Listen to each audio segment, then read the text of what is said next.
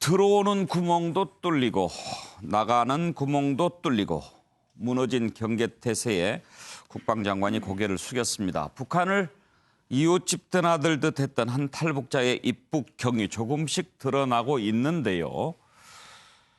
강화도까지 택시를 타고 가서 내리는 모습 CCTV 화면도 나왔습니다. 그리고 배수로를 통해서 빠져나간 다음에 헤엄을 쳐서 북한으로 건너간 것으로 현재까지 추정이 되는데 올 때도 헤엄쳐서 왔다고 그래요. 헤엄을 참 잘 치는가 봐요. 올 때 7시간 넘게 걸렸다고 그러는데 그렇게 오랫동안 헤엄치는 게 쉽지 않을 텐데요. 아마 준비도 단단히 했을 것 같습니다. 그런데 이 들어올 때도 몰랐지만 나갈 때도 전혀 포착이 되지 않았습니다. 문제는 몇몇 낌새를 눈치챈 지인들이 경찰에 신고도 하고 그랬는데도 경찰이 또 전혀 체크하지 않았던 부분도 문제가 좀 있는 것 같고요. 달러를 많이 바꿨다고 합니다. 환전 영수증에 한 500만 원 정도 바꾼 게 나오는데 그 전에 또 몇천만 원도 바꾼 것으로 현재 보인다고 합니다. 달러를 가지고 가는 이유는 무엇일까요? 그런 부분도 궁금한데 아무튼 이 경계태세는 한번 좀 짚어봐야 될 것 같습니다. 관련된 녹취 먼저 들어보죠. 우리 군은 관계기관과 공조하에 해당 인원이 월북했을 것으로 추정되는 위치를 강화도 일대에서 특정하였습니다. 또한 해당 인원을 특정할 수 있는 유기된 가방을 발견하고 확인하였으며 현재 정밀 조사 중에 있습니다. 월북 시기는 현재는 특정하고 있으나 추가적인 조사를 통해서 종합적인 평가를 좀 해봐야 될 부분이 있습니다. 통과한 지점은 철책은 아니고 배수로로 확인했습니다. 현재 합참에서는 감시 장비에 포착된 영상을 정밀 분석 중에 있습니다. 분석 결과가 나오면은 한치 의혹 없이 명확하게 설명드리겠습니다. 자연으로 훼손된 겁니까? 아니면 월북자가 자기가 자르고 넘어간 겁니까? 신장이 163cm, 몸무게 54kg 정도의 매우 왜소한 인원입니다. 그 장애물을 극복하고 나갈 수 있는 그런 여지가 있었던 걸로 지금까지 조사한 바로 확인되고 있습니다. 그럼 장애물 자체를 잘못 만드는 거네, 그죠? 많이 노후화된 부분이 이번에 식별이 되었습니다. 감시 장비에 찍혔죠? 희미하게 찍힌 것을 현재 몇 개 화면을 지금 확인하였는데 검증 작업이 필요합니다. 매일 아침에 정밀 점검을 하는데 현장 부대에서는 정밀 점검을 하지 않았나요? 거기에서 이상한 점을 느끼지 못할 정도로 장애물에 대한 훼손이 거의 느껴지지 않는 그런 상황이었습니다. 현재까지는 배수로를 통해서 해안까지 가서 건너간 것으로 그렇게 지금 추정이 되는데요. 차정 교수, 네. 163cm에 54kg. 네. 뭐 왜소한 체구라고 합참에서는 얘기하지만 굳이 왜소하다고 얘기하는 게 아니라 아주 날렵한 체구일 수도 있는 거 아니에요? 그러게요. 그러니까 북한 이 탈북민들이 신체적인 이 발달 상황 자체가 조금 우리보다 좀 뒤지는 경우가 꽤 있지 않습니까? 아무래도 이번에 그러니까 월북한 친구 같은 경우는 아무래도 상당히 힘든 시기를 또 겪었던, 그러니까 청소년기를 겪었기 때문에 아마 성장 발육이 좀 부진했을 가능성이 높은데요. 제가 지금 판넬에 이렇게 썼습니다. 그러니까 지금 저 화면에 놓잖아요. 저 화면에 놓는 저기 아주 유명한 관광지입니다. 예. 제가 저기를 한 3번 정도 갔던 것 같은데요. 저기가 연미정이라는 곳인데요. 예. 제가 저기를 갔던 이유는 딴 게 아니고 지금 과거 정묘호란 때 아주 유명한 유적지입니다. 왜? 이 정묘호란 1627년에 당시 후금이 조선을 침공했을 때 그때 당시 강화도로 피신했던 조선이 결국은 후금하고 화약을 맺죠. 화약을 맺는 장소가 바로 이 연미정이었습니다. 이 연미정이었거든요. 그렇기 때문에 지금 연미정 가면 잘 꾸며놨습니다. 근데 바로 연미정 위에서 정자 위에서 내려다가 딱 보면 바로 앞에 한강이 흘러가요. 아. 그 바로 한강 건너편이 이 지금 북한이거든요. 예. 자, 근데 제가 지금 연미정이라는 이야기를 했는데요. 사실 이때 이 정묘호란 때 이 조선이 판단을 상당히 잘못했죠. 그때 사실 전쟁을 사실 이 패배를 자인을 하고 후금하고 형제 관계를 맺는 거거든요. 예. 그래서 이 왕의 아들이라고 해서 이 왕의 이게 종질이죠. 그러니까 왕의 종질을 인질로 보낼 정도로 하면서 그럼에도 불구하고 후금을 아주 깔봤죠. 그러고 9년 뒤에 결국 병자호란의 그 하를 자초하는 셈이 되는데요. 저는 지금 연미정 바로 그 밑에 보면 지금 배수로가 있어요. 예. 그 배수로 밑으로 아마 빠져나갔다는 소리인데 결국 그렇다고 한다면 지금 이번에 아주 중요한 우리 경계의 하나의 그걸 봤지 않습니까? 그렇다고 한다면 당시 연미정에서 후금을 깔보고 9년 뒤에 그 큰 하를 자초했던 그 치욕을 이번에 군 당국뿐만 아니라 이번 총체적으로 드러난 이 보안 문제에 대해서 좀 체계해야 되지 않을까. 그래서 저는 연미정이 시사하는 바가 크다고 생각이 듭니다. 그렇군요. 들어보니까. 정태근 의원. 저는 이제 구멍이 왜 생겼나라는 것에 좀 말씀을 드리고 싶은데 이 대한민국하고 북한하고 구멍이 생긴 이유가 좀 다른 것 같아요. 그러니까 지금 대한민국에 구멍이 생긴 문제는 계속 발생해 왔어요.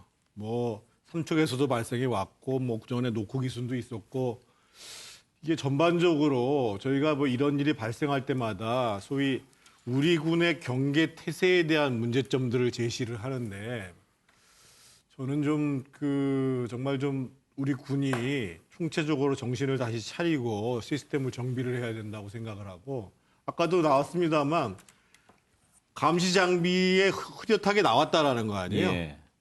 과거에도 뭔가 흔적이 있는데 그냥 지나쳐 버리는 거거든요. 그래서 소위 무슨 뭐 좋은 감시 장비를 갖고 있다고 이게 해결되는 문제인가 근본적으로 봐야 되는 거고 이미 철책과 관련해서는 아프리카 돼지열병 있을 때 북한에서 수많은 멧돼지들이 내려왔다는 거 아닙니까? 멧돼지도 통과하는데 사람이 못 통과할 리가 없잖아요. 그럼 뭔가 철책에 문제가 있다는 걸 드러내고 있는 거거든요. 그래서 그런 지점에 대해서 정확히 군 당국에서 정말 변명을 할 것이 아니라 경계태세를 제대로 갖추기 위한 그런 근본적인 보정 작업들이 있어야 된다고 보여지고 지금 사실은 북한도 얼마 전에 작년에 보면은 판문점을 통해 가지고 귀순한 적이 있었잖아요. 차를 몰고 와가지고요. 그래서 크게 뭐 TV에 보도됐었는데 그것도 마찬가지입니다만 지금 북한 내부의 경계태세도 지금 이번에 사실은 본인이 자수했다는 거 아니에요. 내려가서 3일 동안 지인의 집에 있다가 본인이 자수했다는 거예요. 그러니까 북한도 이 사람 들어오는 걸 몰랐다는 거죠. 근데 저는 지금 북한 상황이 이런 것 같습니다. 지금 실제로 그동안 북핵 문제와 관련해서 국제적인 제재가 계속 되어지는 과정 속에서 지금 경제난 문제가 굉장히 심각하다고 보여지거든요. 그러니까 북한군이 경계태세를 하는 것보다는 군부대를 유지하기 위한 생존하기 위한 먹고 살고 기본적인 부대를 유지하기 위한 데 급급한 것이 아닌가. 기본적으로 북한 시스템이 경제난 때문에 상당히 어려운 상황에 온 것이 아닌가. 이런 측면에 대해서 저는 한번 주목해서 볼 필요가 있다고 보입니다. 차제의 탈북자들 문제도 한번 좀 짚어볼 필요가 있죠. 지금 우리나라로 넘어온 탈북자들의 정확한 숫자는 사실 보안 사항입니다. 여러 가지 관계가 있으니까요. 대체로 3만 5천 명 정도 넘을 것이다 이렇게 추산만 되는데요. 이 가운데 이번처럼 다시 돌아간 사람들이 꽤 적지 않습니다. 의외로 많더군요. 5년간 11명이다 이렇게 밝히고 있는데 더 많을 수도 있다라고 얘기합니다. 물론 뭐 낯선 곳에 와서 적응하기 쉽지 않아서 다시 돌아갈 수도 있겠지만 그런 사람들의 경우 대체로 뭐 중국이나 이렇게 경로가 왔을 때 비슷하게 하는 거지 이번에 재입국한 20대 남자처럼 그냥 헤엄쳐서 왔다 갔다 하는 경우는 거의 없겠지요. 우리 탈북자들 관리하는 사람도 경찰 한 명당 60명이라고 합니다. 쉽지 않을 텐데 대책 한번 생각해 볼 텐데요. 관련된 녹취를 먼저 들어봅니다. 이게 뚫렸다는 것 자체에 대해 가지고 충격을 받은 거 아니냐. 이번 사건은 북한판 노크 기순 사건이에요. 말하자면 북한도 올라오는 걸 못 잡은 겁니다. 예. 그러다가 뒤늦게 알게 된 건데 이게 지금 우리뿐만 아니라 북한에 준 충격이 이게 상당하단 말이죠. 그러면 이러다 코로나 방역 제대로 되겠냐 이런 식의 어떤 그 조급증으로 연결이 되고 또 네. 그런 어떤 편집증적인 증세가 급기야는 어떤 초비상 사태로 연결이 되는 이런 어떤 논리적인 맥락은 있다. 다시 북한으로 가는 경우가 얼마나 돼요? 지금 뭐 통일부 발표로는 뭐 지난 5년간 11명 정도 있었다 이렇게 말하지만 기자회견장에 내세운 사람만 11명이지 실제로 공개되지 않은 사람은 아마 100여 명도 넘고 또 중국이나 제3국으로 이렇게 사라진 탈북자들은 한 300여 명이 된다고 이제 탈북자 사회에서는 알고 있습니다. 이것도 안 되고 결혼도 잘 안 되고 애인도 못 사귀고 이런 사람들은 이게 마음을 두지 못하니까 오히려 북한에 있는 그 고향에서 살던 뭐 인연이 있는 사람들과 뭐 시시닥거리며 살던 게 즐거우니까 아마 북한을 가지 않는가 그런 생각도 듭니다. 예, 양문석 이사장 차제 이런 부분도 좀 짚어봐야 되겠죠. 예, 좀 짚어보기 전에 저는 좀 계속 구멍이 나는 이유에 대해서 좀 설명할 필요가 있는데요. 특히 이제 이번 사건 같은 경우 남북이 같이 뚫렸단 말이에요. 그 앞에 노크 기순도 마찬가지면 계속 그 같이 뚫리는데 남과 북이 같은 언어를 쓰는 한민족이란 말이에요. 그리고 정치적인 이벤트가 계속해서 그 지난 2, 3년 동안 있으면서 남북이 화해하는 분위기가 있었고 그다음에 능라도 운동장에서 남측 대통령이 와가지고 연설까지 한단 말이에요.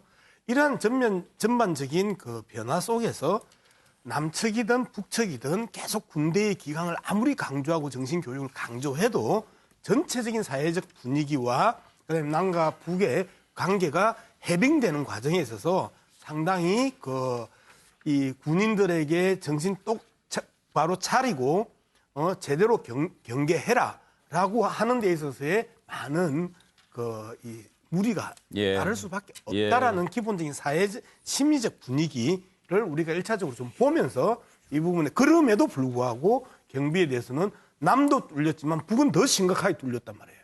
개성으로 들어갔고 3일 동안 진집에 있고 스스로 자수하기 전까지는 아무도 몰랐고 그다음에 남측에서는 이제는 북한 가면 처벌하지 않더라라는 이야기가 또 공공연히 일어나고 오히려 북한에서 저걸 방송을 통해서 코로나19의 하나의 정치적인 이용물이 아니었으면 공개했을까? 이제 그런 측면에서 본다라면 전체적인 사회적 분위기가 많이 바뀌고 있다. 그런 이 바뀌고 있는 과정에 있어서 국방부나 우리 군은 이런 내용을 감안하고 제대로 교육을 시켜야 되는 것 아니냐. 저는 그렇게 생각합니다. 공동 경비구역을 공동 수용구역으로 이렇게 좀 만들어요. 예, 사정욱 변호사. 저는 이제 이 사건 보면 두 가지를 말하고 싶은 게요. 저희가 이제 월북을 전혀 몰랐잖아요. 북한이 이제 코로나 때문에 발표하기 전까지. 이 말이 월북을 몰랐다는 말은 월남도 모른다는 반증이다. 이 말이 북한이 몰래 뭐 무장공비든 뭐 간첩이든 몰래 침투시키도 저게 모른다는 거 아닙니까? 월북을 모르니 월남도 모를 거 아니냐 이렇듯. 아주 심각한 문제고요. 그다음에 두 번째 그 메가드 장군이 이런 말 했잖아요. 작전에 실패한 사람은 용서해도 경제 실패는 게 가장 큰 문책 사유입니다. 근데 이번에 과연 누가 책임질까요? 저는 이게 누가 책임지는지 한번 지켜보겠습니다. 예, 현근택 부위원장. 뭐 오늘 군대 얘기를 많이 하게 되는데요. 그러네요. 우리 형이 사실은 해병대라서 해병대 이사단 관할이거든요. 강화도 쪽에서 뭐 중재장도 하고 그래. 저 지역에 자주 가봤는데 굉장히 가깝습니다 보면. 그리고 그 밑에 이 구멍이라는 데가 보면 철근으로 돼 있어요. 철근으로 돼 있는데 이게 사실은 뭐 가로 세로 되는 게 있지만 일직선으로만 되는 경우도 있거든요. 걸리기가 어렵지 않다는 거예요. 그러니까 지금 말씀처럼 그렇죠. 들어오고 나오는 사람 다 잡기 쉽지 않아요. 근데 문제는 저는 아마 오늘 뭐 제가 아마 아는 경찰이랑 얘기해봤는데 조금 생각이 다른 것 같은데 이분이 수사 중이었거든요. 그리고 어쨌든 제보도 했어요.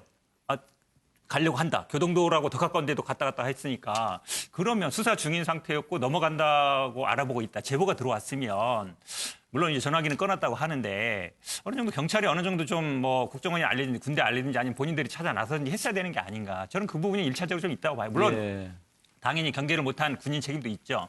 근데 사전에 물론 지금 말씀처럼 뭐 탈북자들을 사실은 보안과에서 관리를 합니다. 한 달에 한 번 전화하는 정도인데 사실은 다 뭐 자유주의 국가에서 어디 못 가게도 할 수 없어요. 그런 한계는 있지만 경찰이 저는 조금 방심한 면이 있다고 봅니다.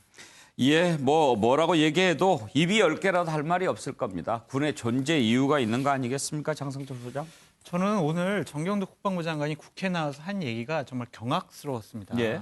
무슨 말했냐면 북한은 우리보다 더한 경계에 실패했다라고 얘기를 했어요. 그런 얘기하면 우리 국군이 경계 실패한 게 책임이 면제가 됩니까? 그런 얘기를 했나요? 네. 무한 책임지겠다 뭐 이렇게 얘기했다고 들었는데. 그런 얘기도 하면서 사과도 하고 예. 다시 경계 태세 강화하겠다라고 하면서 질문 답변하는 과정 중에서 이런 얘기를 했는데 반에서 공부 못하는 친구들이 모여가지고 네가 공부를 더 못한다 이런 식의 얘기를 하는 게 맞습니까?